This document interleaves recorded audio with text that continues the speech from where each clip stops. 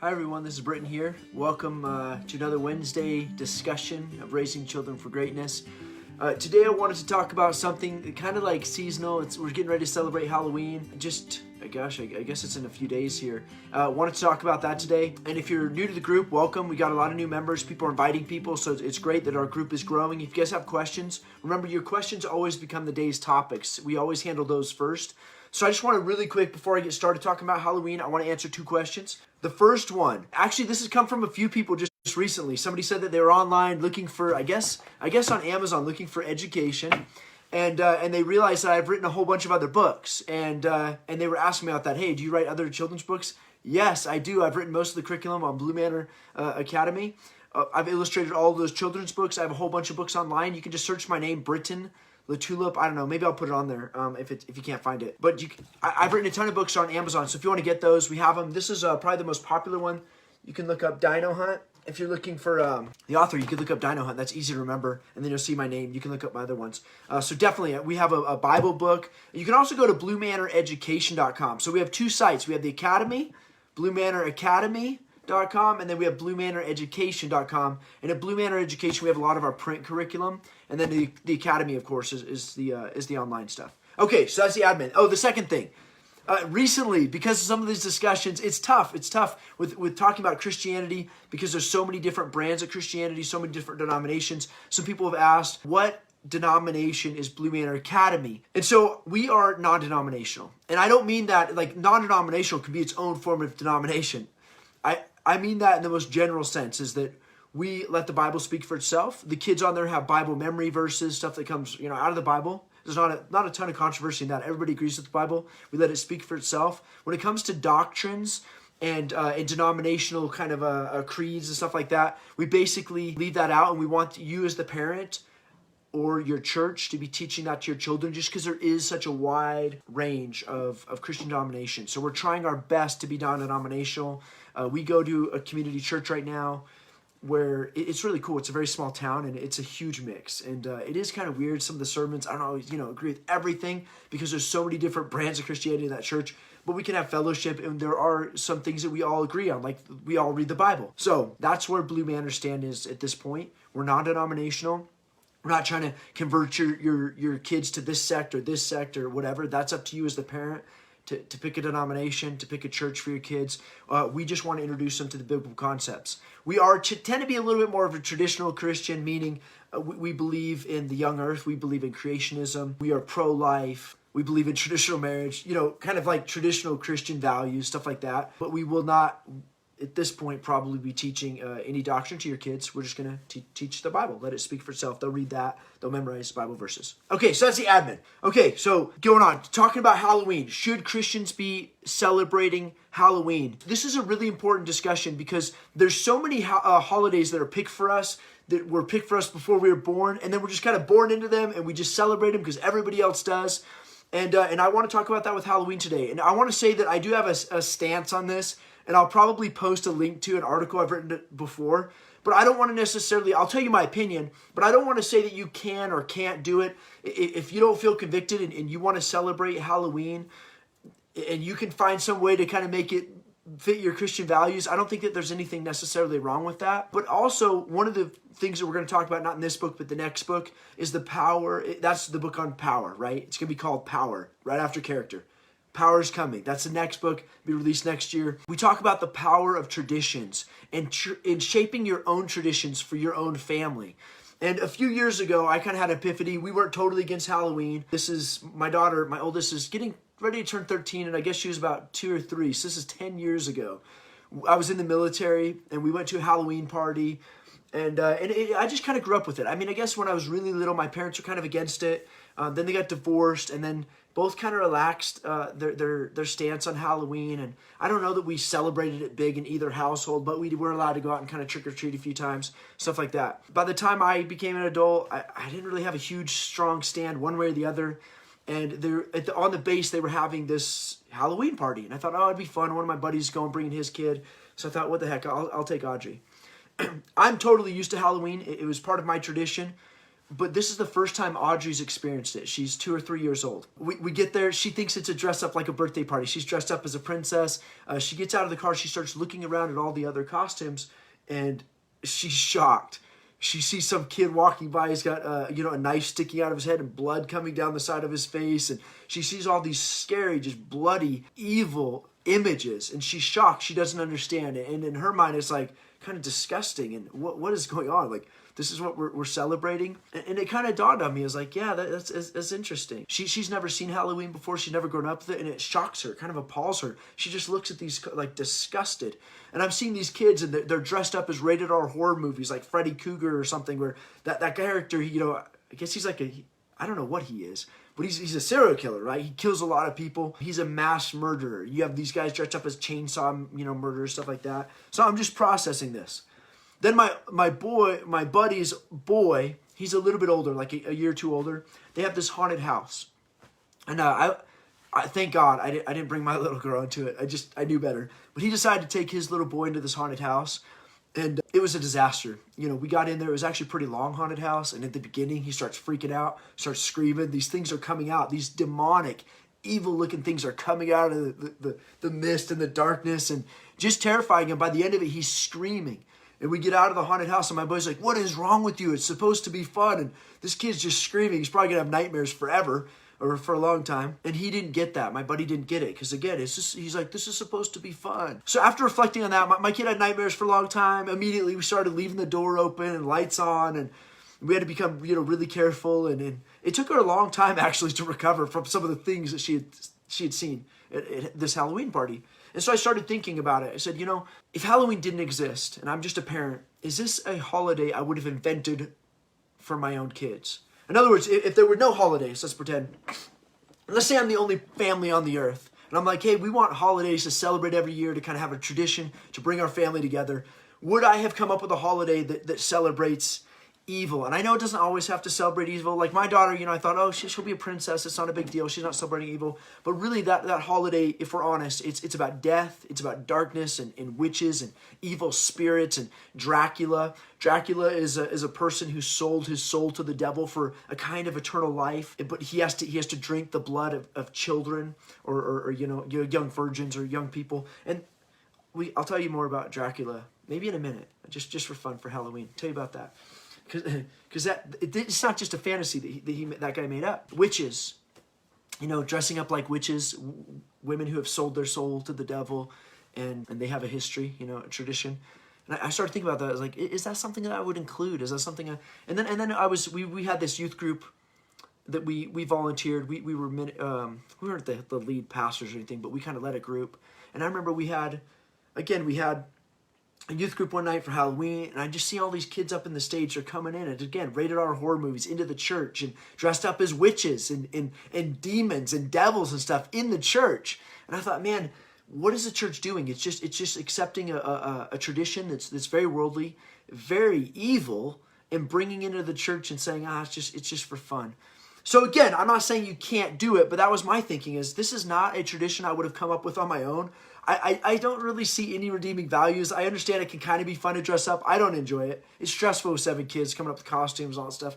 I don't enjoy it personally, so it's not something I would do. But I thought, man, is there a redeeming value to this other than fun? Because lots of things can be fun. If I'm going to take time out of my day, my week, to plan and throw a party and celebrate, I want it to be something meaningful, something that's important, that's something that our family values, that we can kind of go back to, and it brings our family together around this point, like the church holidays, or we're about ready to do a special. This is special. It's not a bar mitzvah or bat mitzvah like the Jews do necessarily, because we're not Jewish. But we're having a special birthday party. So one of our traditions is we don't really celebrate all of our kids' birthdays very much. And we do a little cake and ice cream, but there's so many of them and they're so close together that it would just get crazy to do a big party all the time. So we basically, for our family, it's something we decided to do. Our homemade tradition holiday is on their 13th birthday, and this is very similar to the bat mitzvah or bar mitzvah for the Jewish, is we do a coming of age, saying it's very different. Nobody else does this. Is saying that our daughter is now coming of age, so we have a big celebration. It's the one birthday party we do for them, and it represents our family values. Our daughter's coming of age. We want to give her respect as she becomes an adult, and we want to celebrate that and welcome her into adulthood. It's very important that we do this not at 18, but we welcome her into adulthood when she becomes an adult at 13. It doesn't mean she can do whatever she wants. That's not my version of adulthood ever. But we welcome her into the family as an adult, and then we have some years where she's still under our roof, and we can form her as an adult with that kind of perspective in mind. So that's a holiday that we came up with.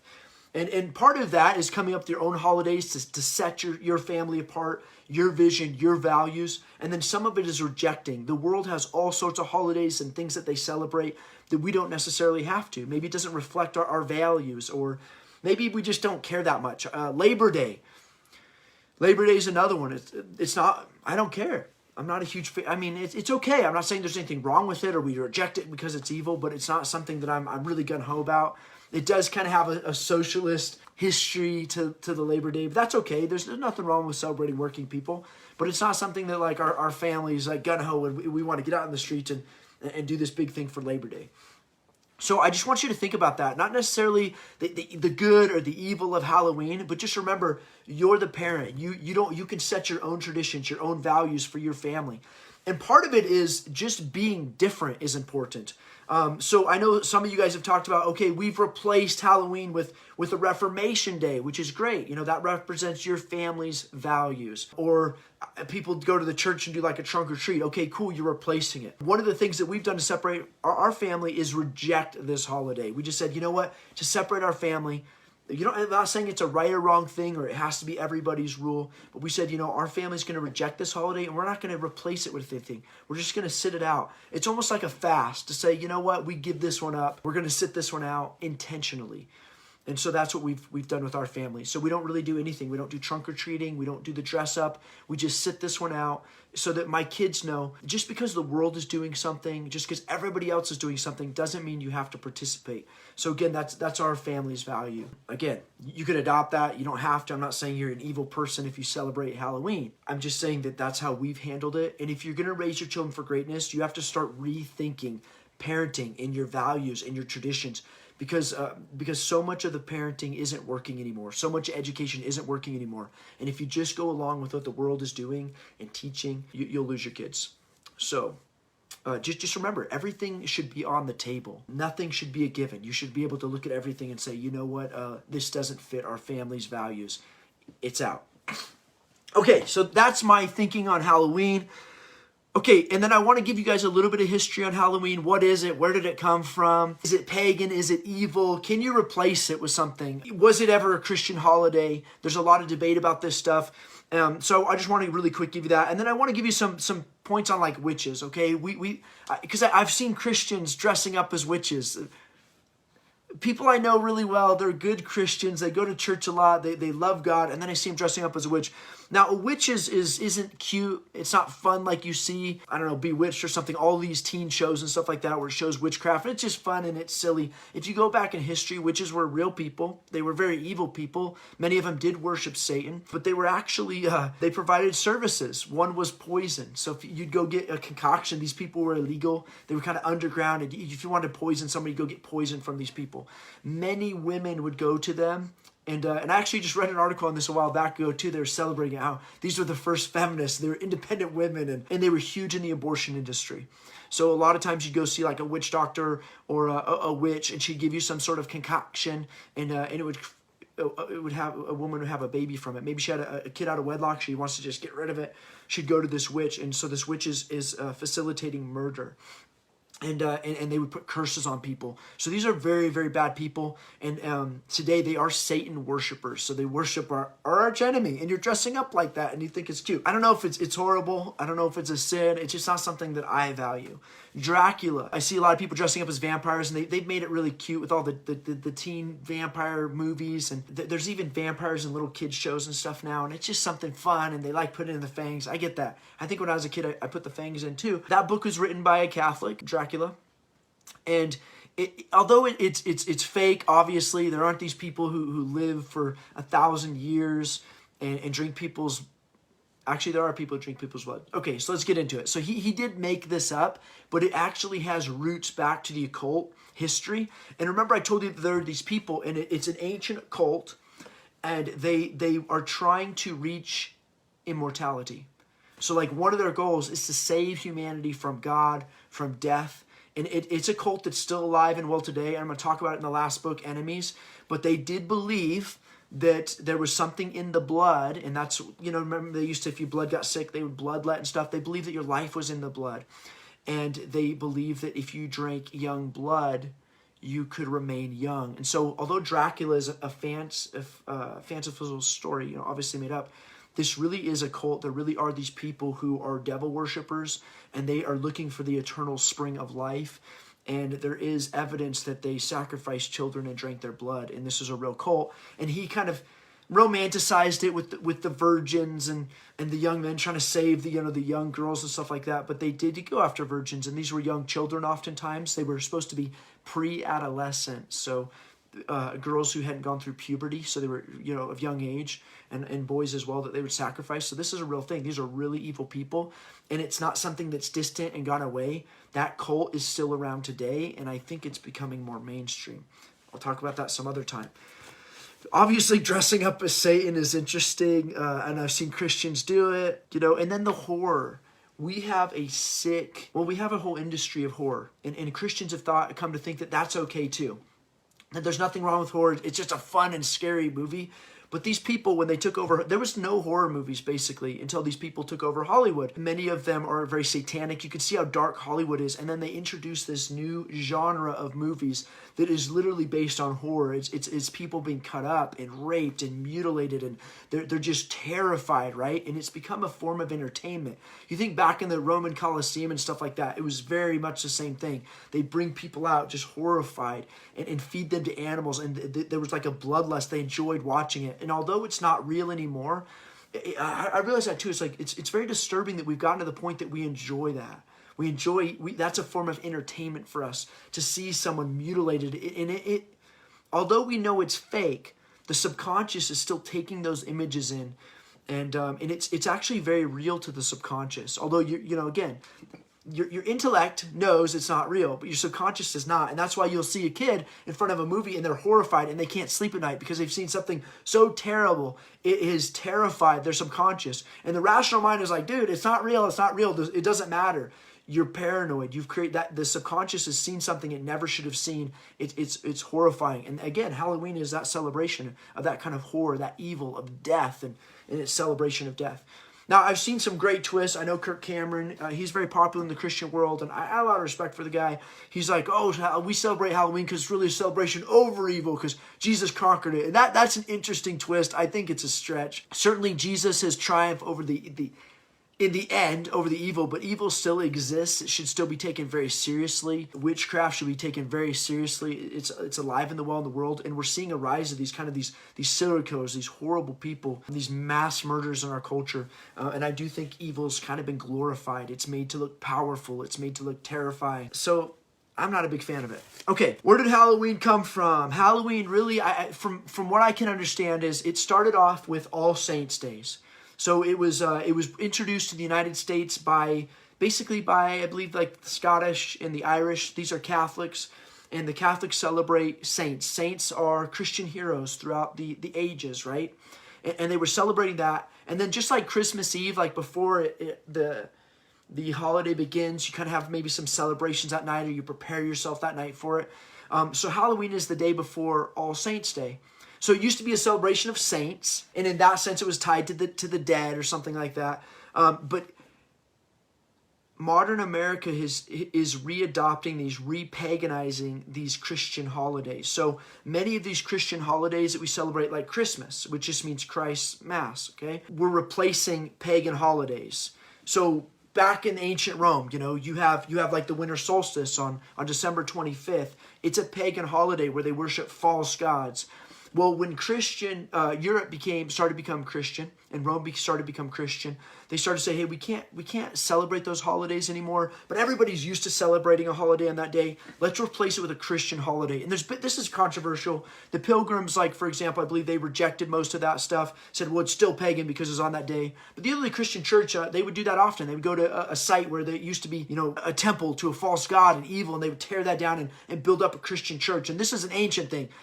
When you conquered somebody, usually like the Romans conquered the Jews, they ended up tearing down their temple, and usually they would build a temple to their God to say basically our God is greater, and to totally replace it. So you can't even go to that ground and worship that old God, right? So Christendom comes in and they're like, no, we're going to replace these holidays. It's okay for people to have all the days, but we're going to celebrate Christian holidays. And so Christmas becomes a Christ Mass, a Mass to remember the birth of Christ, even though it probably wasn't on that date. It's to celebrate that. Same with All Saints Day. So All Saints Day, where does this idea of the demons and the mask and dressing up come from?